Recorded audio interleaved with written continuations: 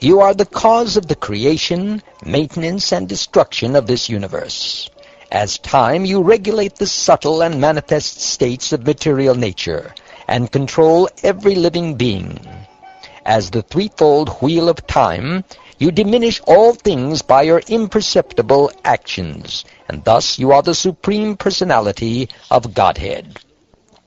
My dear Lord, the original Purusha avatar, Mahavishnu, acquires his creative potency from you. Thus, with infallible energy, he impregnates material nature, producing the Mahatattva.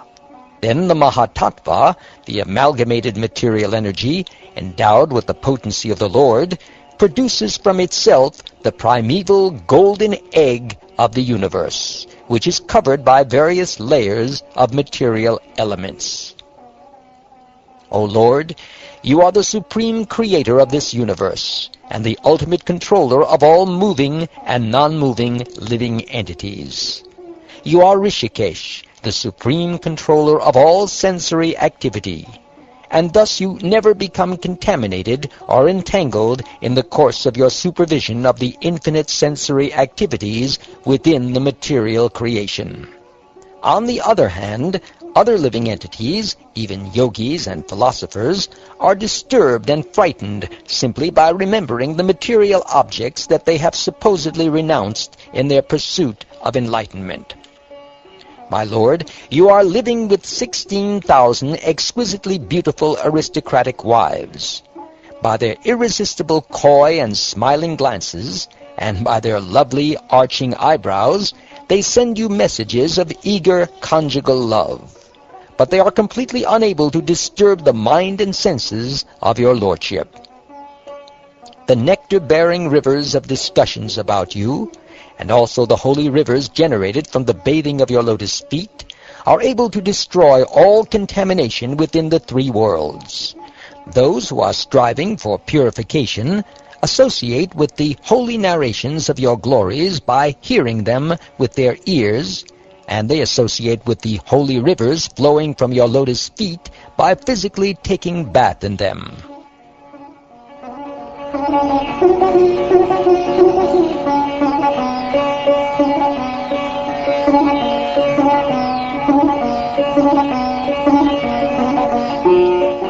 After Brahma, along with Lord Shiva and the other demigods, thus offered prayers to the Supreme Lord, Govinda, Lord Brahma situated himself in the sky and addressed the Lord as follows. He said, My dear Lord, previously we requested you to remove the burden of the earth. O unlimited personality of Godhead, that request has certainly been fulfilled. My Lord, you have re-established the principles of religion among pious men who are always firmly bound to the truth. You have also distributed your glories all over the world, and thus the whole world can be purified by hearing about you. Descending into the dynasty of King Yadu, you have manifested your unique transcendental form, and for the benefit of the entire universe, you have executed magnanimous transcendental activities.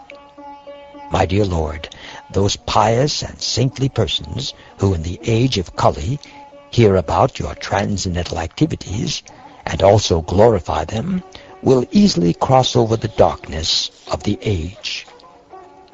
O Supreme Personality of Godhead, O my Lord, you have descended into the Yadu dynasty, and thus you have spent 125 autumns with your devotees. My dear Lord, there is nothing remaining at this time for your lordship to do on behalf of the demigods. You have already withdrawn your dynasty by the curse of the Brahmins. O Lord, you are the basis of everything, and if you so desire, kindly return now to your own abode in the spiritual world. At the same time, we humbly beg that you always protect us. We are your humble servants, and on your behalf, we are managing the universal situation.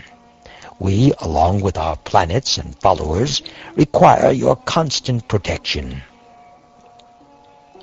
O Lord of the demigods, Brahma, I understand your prayers and requests. Having removed the burden of the earth, I have executed everything that was required on your behalf. That very Yadava dynasty in which I appeared became greatly magnified in opulence, especially in their physical strength and courage, to the extent that they threatened to devour the whole world. Therefore I have stopped them, just as the shore holds back the great ocean. If I were to leave this world without withdrawing the overly proud members of the Yadu dynasty, the whole world would be destroyed by the deluge of their unlimited expansion. Now, due to the Brahman's curse, the annihilation of my family has already begun. O sinless Brahma, when this annihilation is finished, and I am en route to Vaikuntha, I will pay a small visit to your abode.